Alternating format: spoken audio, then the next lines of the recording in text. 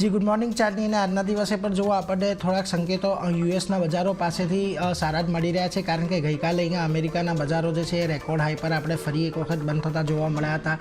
ત્યાં પણ જે આપણને સતત એક જે શિખર તરફની કૂચ છે એ ચાલતી દેખાઈ હતી. S&P 500 નાસ્ડેકમાં ડાઉ સ્લાઇટલી આપણને એક લાલ નિશાનની અંદર બંધ થતો જોવા મળ્યો હતો. હવે અહીંયાથી ખાસ કરીને ઘણી બધી મહત્ત્વની ઇવેન્ટ અમેરિકાની અંદર આવવાની છે, જેમાંથી આજના દિવસે યુએસ સેનેટ અને હાઉસ કમિટીમાં જેરોમ પોવેલ જે છે એ પોતાનું વક્તવ્ય આપવાના છે અને અમેરિકાના જેરોમ પોવેલની આજે અને આવતીકાલે સેમી એન્યુઅલ ટેસ્ટિમોની છે. એટલે આની અંદર પણ જે સરકારના પ્રતિનિધિઓ છે તે ઘણા બધા આકરા સવાલો એમને પૂછી શકે છે અને ખાસ કરીને આવનારા સમયમાં મોંઘવારીને કાબૂમાં કરવા માટે અને બીજી આર્થિક પરિસ્થિતિઓને લઈને તેમના નિવેદનો આવશે, જેના પર ખાસ એક મહત્ત્વનું ફોકસ રહેવાનું છે. આ ઉપરાંત 11 અને 12 જુલાઈના રોજ અમેરિકાના મોંઘવારીના આંકડા આવવાના છે. 12 જુલાઈએ યુએસની મહત્ત્વના બેંકોના પરિણામ આવવાના છે, જેવી કે JP મોર્ગન, સિટી અને વેલ્સ ફાર્ગો પરિણામ રજૂ કરશે. એટલે આ બધા પર પણ આપણે ખાસ કરીને નજર રાખતા રહીશું.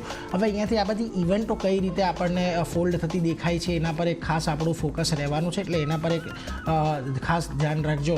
આ ઉપરાંત યુએસની અમુક ઇમ્પોર્ટન્ટ ડેટ પણ નજરમાં રાખી લો. આજે જેરોમ પોવેલની ટેસ્ટિમોની છે, આવતીકાલે પણ ટેસ્ટિમોની છે. 11મી જુલાઈએ યુએસ CPIના આંકડા આવશે, જોબલેસ ક્લેમ અને ત્યારબાદ US PPIના આંકડા આવવાના છે. એટલે અઠવાડિયું ઘણું મહત્ત્વનું રહેવાનું છે. પરંતુ આ બધાની વચ્ચે આજે એશિયાના બજારો જોઈ લો. નિક્કી તમને આજે પોઝિટિવિટી દર્શાવી રહ્યું છે. શાંઘાઈમાં થોડુંક એક દબાણ છે, હેંગસેંગમાં દબાણ છે.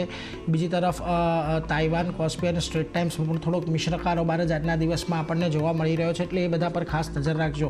પરંતુ આ બધાની વચ્ચે આજે આપણે ગિફ્ટ નિફ્ટીના સંકેતો જોઈ લો તો ગઈકાલે આપણને જે ફ્યુચર્સ છે 24,379 પર બંધ થતા જોવા મળ્યા હતા અને આજે અત્યારે 24,387ના સંકેતો આપણને ગિફ્ટ નિફ્ટી આપી રહ્યું છે, એટલે 9 પોઈન્ટની તેજીના સંકેતો છે. એટલે ઓવરઓલ એક વૈશ્વિક બજારથી જે મિશ્ર સંકેતો મળી રહ્યા છે એ જ પ્રકારનું આજનું સેટઅપ આપણને લાગી રહ્યું છે ચાંદની. જી, તો એક